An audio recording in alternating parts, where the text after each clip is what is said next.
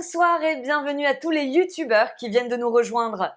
On démarre le cours d'arithmétique ce soir. On va commencer avec un premier rappel numéro 1 sur les critères de divisibilité. Alors, comment on fait pour voir si un nombre est divisible par 2? Un nombre est divisible par 2 s'il est pair. Tous les nombres pairs sont divisibles par 2. Un nombre est divisible par 3 lorsque la somme de tous ces chiffres est dans la table de 3, est un multiple de 3. La somme de ces chiffres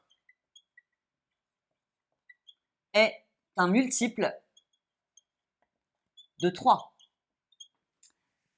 Un nombre est divisible par 4 si le nombre constitué par les deux derniers chiffres de ce nombre est un multiple de 4. D'accord ? Donc, divisible par 4, le nombre formé par ces deux derniers chiffres est divisible par 4,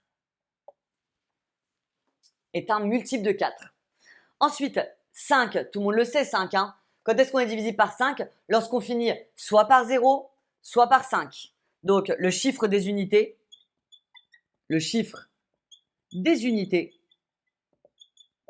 est 0 ou 5.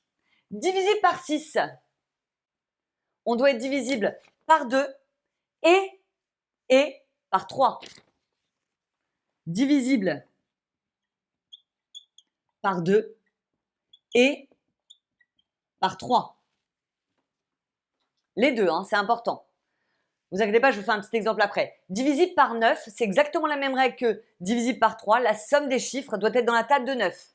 Donc, la somme de ces chiffres est un multiple de 9. Et enfin, divisible par 10, le chiffre des unités est 0. Le chiffre des unités est 0. Ça se termine par 0. OK? Alors, je vous donne un exemple rapide juste pour être sûr que vous avez tout compris. Si je vous dis 29 436, est-ce qu'il est divisible par 2? Oui, puisque c'est pair. D'accord? Donc par 2, oui. Est-ce qu'il est divisible par 3? Alors par 3, on va faire la somme de tous les chiffres. 2 plus 9, ça fait 11. 11 et 4, ça fait 15. 15 et 3, ça fait 18. Et 18 et 6, ça fait 24. Donc là, si on fait la somme, ça me fait 24. 24, c'est bien dans la table de 3. On est OK pour le 3. Divisible par 4, on prend les deux derniers chiffres. Est-ce que 36 est dans la table de 4? Oui. Donc, c'est divisible par 4 aussi. Divisible par 5, non, il n'y a pas de 0 ou 5 à la fin. Divisible par 6, il faut que ce soit par 2 et par 3. Oui. Divisible par 9, la somme fait 24. 24 n'est pas dans la table de 9, c'est non. Et enfin, divisible par 10, c'est non aussi. On continue. Rappel numéro 2. Les nombres premiers. Qui peut me redonner la définition d'un nombre premier? Alors, un nombre premier est un nombre qui admet deux diviseurs. Alors attention, il n'admet que deux diviseurs, Nejma. Ouais. Parce que quand il dit deux diviseurs, on aurait l'impression presque que ça pourrait être plus. Il n'admet que deux diviseurs. Un nombre est dit premier s'il n'admet que deux diviseurs. Deux diviseurs. Lesquels? Lui-même et un. Un et lui-même. Nejma, j'ai une question. Est-ce que 1 est un nombre premier? Non. Très important ça. Attention, 1 n'est pas un nombre premier. Est-ce que tu peux me citer les 5 premiers nombres premiers? Oui, alors il y a 2, 3, 5, 7 et 11. Bravo. Quelle est la faute à pas faire? On la connaît tous, Le 9. Ouais, le 9, il est tentant, D'accord? Ouais. Et pourtant, le 9, non, puisqu'il est divisible par 3. OK? Super Nejma, merci beaucoup. Alors, vous allez me dire, ok, j'ai compris ce que c'était qu'un nombre premier. Maintenant, comment on fait si je vous donne un très grand nombre, comment je fais pour savoir si c'est un nombre premier? Si je vous dis par exemple, est-ce que 107 est un nombre premier? Est-ce que quelqu'un connaît la technique pour montrer qu'un nombre est un nombre premier? Alors, pour savoir si un nombre est premier, on prend sa racine carrée. Ah, ça me plaît. Attends, comment montrer qu'un nombre est premier? Premièrement, on fait la racine carrée de n. Voilà. On Ça obtient va un nous- résultat. Et Voilà. ensuite, tester la divisibilité de n, pas de racine de n, hein, la divisibilité de n par tous les nombres premiers inférieurs à Inférieurs. ce qu'on aura trouvé là. Voilà. Par tous les nombres premiers inférieurs à, À sa racine carrée. voilà, inférieur à racine carrée de n.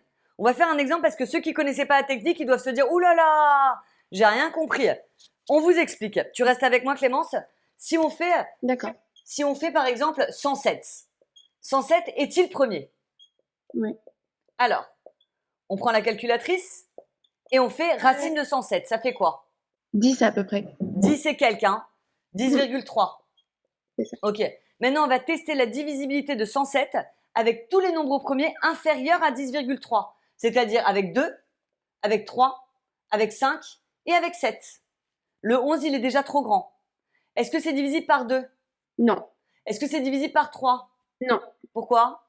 Bah, ça fait 6. C'est Pourquoi pas 6? divisible par. Si on additionne la somme de ces nombres, de ces chiffres, Ça fait pas 6? 7 et 1. Ça fait quoi 7 et 1, Clémence? Ah oui, pardon. Non, parce que si ça avait été 6, j'aurais été embêtée Ça parce aurait que c'est marché divisible en par 3, plus. ouais. D'accord, mais là, ça Pardon. fait 8. Donc 8, Oui. ça marche pas, t'as raison. Est-ce que c'est divisible par 5? Non. Parce Ça que fait ça finit par 7. 21,4. Voilà. Voilà. Et pour le 7, j'ai pas donné de technique. Donc, qu'est-ce qu'on fait? On prend la calculatrice et on fait 107 divisé par 7. Oui. Et on voit que ça donne pas un entier non plus. Non, D'accord. ça donne 15,5. Voilà. Donc, 17,2. conclusion, 107 n'est ni divisible par 2, par 3, par 5 et par 7. Conclusion, 107 est bien Premier. un nombre premier. Oui. Parfait. Merci beaucoup, Clémence. De rien. Alors, autre petit point, toujours dans le rappel numéro 2 des nombres premiers, je voudrais m'assurer que vous savez décomposer un nombre en facteurs premiers. Comment décomposer un nombre en produit de facteurs premiers? Alors, l'idée c'est quoi? C'est de tester au fur et à mesure les nombres premiers qui sont là jusqu'à épuisement. Est-ce que quelqu'un a envie d'essayer de le faire avec moi? Alors, je vais prendre un exemple, ça sera plus simple, 5880. Première chose, est-ce que c'est divisible par 2? Bah oui, les paires. Donc ça fait 2 fois quoi? 2005. Prends ta calculatrice, hein. Tu vas en avoir besoin. 2940. 2940. Est-ce que 2940 est encore divisible par 2? Oui. Ça fait 2 fois quoi? Ça fait 1470. 1470. Est-ce que 1470 est encore divisible par 2? Oui. Ça fait 2 fois quoi? 735.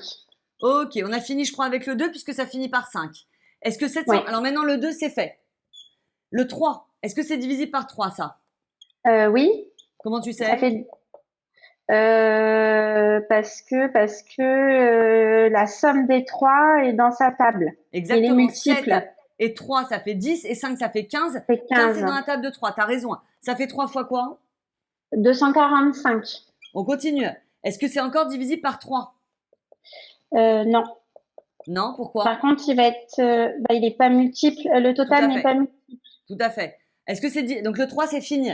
Le 5? Oui, il est divisible par 5. 5 fois quoi? 49. Très bien.